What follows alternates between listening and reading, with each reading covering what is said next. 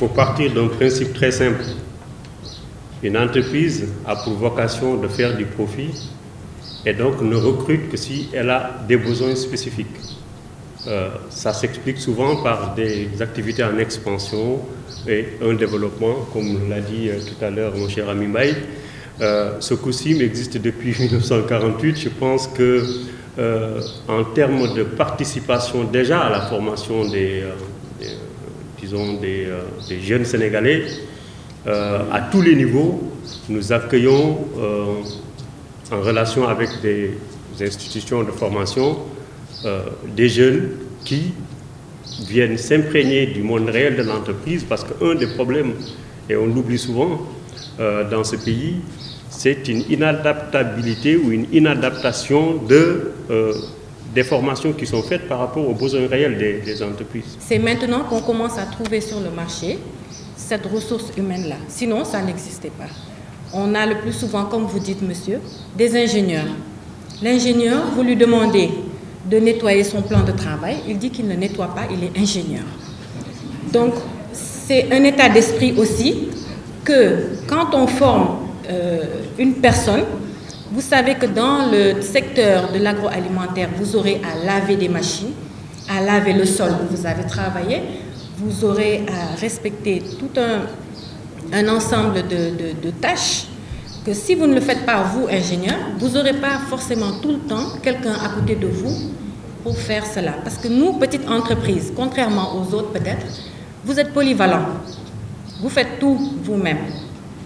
Donc, vous n'avez pas forcément la personne qui sera à côté de vous pour ramasser les épluchures, pour faire ceci, faire cela. Le problème, je pense, ne se situe pas dans la capacité des entreprises à recruter.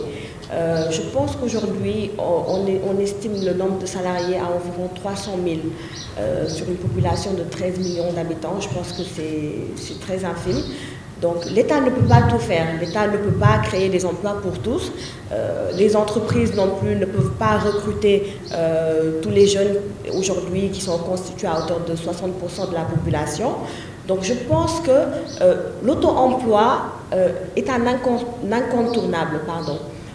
On doit pouvoir aujourd'hui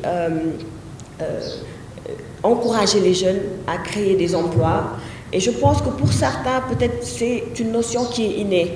Certains ont la fibre entrepreneuriale, le comprennent dès le départ et essaient de le développer en soi. D'autres ne l'ont pas et c'est quelque chose qu'il faudra peut-être essayer de stimuler. Pour moi, il faut démarrer par la formation. Il faut mettre le focus sur la formation. Parce qu'il est bon de s'auto-employer, mais il y a en amont une bonne formation qu'il faut avoir avant de se lancer. Je rejoins la position de M. Sow qui disait tout à l'heure qu'il y a une inadéquation entre les besoins des entreprises et les diplômés qui viennent demander de l'emploi.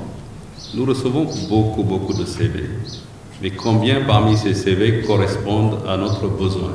Très peu. Il y a un vrai problème d'adaptation aux changements, aux mutations de l'entreprise. Et ça, c'est extrêmement important et c'est ce qui manque quand vous arrivez à avoir un cadre au bout de 5 ans, au bout de 6 ans. C'est sa capacité à changer qui fait défaut. Et c'est là où on pêche. Et là, on se retrouve avec des ressources qu'on a bien formées, qui sont bons techniquement, mais qui n'évoluent plus. Ce qui se pose comme problème essentiellement au niveau de la formation professionnelle, c'est l'insertion. L'État ne peut pas insérer tout le monde, les entreprises ne peuvent pas insérer tout le monde, et même l'auto-emploi, ce n'est pas la solution définitive, parce que, comme l'a dit Madame tout à l'heure, tout le monde ne peut pas être entrepreneur. Il faut avoir la fibre d'entrepreneur, et c'est parmi nos diplômés, ceux qui ont la fibre d'entrepreneur, qui sont accompagnés pour mettre en place des structures, et ce sont eux-mêmes qui vont aller recruter par la suite leurs camarades de promotion. Donc ce qu'on attend de vous aujourd'hui, c'est un accompagnement, non pas quand l'apprenant ou quand le diplômé sort de l'institution, mais un accompagnement dès la conception des maquettes, adéquation, formation, emploi, et également l'accompagnement lors de la formation, durant la formation. Et c'est ça qui permettra, dès la sortie, d'avoir un produit qui soit tout de suite opérationnel. Monsieur dépense plus d'une centaine de millions en formation à l'étranger. Je pense qu'il y a d'autres interventions, M. De Varsila également, recrutent des Pakistanais ou des Indonésiens. Je pense qu'on peut éviter ce genre de choses si l'entreprise accompagne les structures de formation dès le départ, au moment de la conception des maquettes pédagogiques, mais également au cours de la formation pour faire en sorte que le diplômé soit tout de suite opérationnel. Je pense que la vraie question qu'il faut se poser, c'est comment articuler une relation intelligente et une sorte de dialectique permanente entre le monde de l'entreprise, qui est le monde réel. On ne forme pas les gens pour qu'ils aillent grossir les rangs, parce que tout simplement, on a des indicateurs et des ratios de taux de formation, etc. La formation n'a de sens que si elle aboutit à un emploi, elle permet à quelqu'un de s'épanouir, et pour ça, il faut avoir des entreprises, un tissu industriel et entrepreneurial qui existe et qui s'épanouit. Et c'est à l'État de garantir ces conditions, mais c'est à l'État également de créer les conditions qu'il y ait de la stabilité et du développement dans des secteurs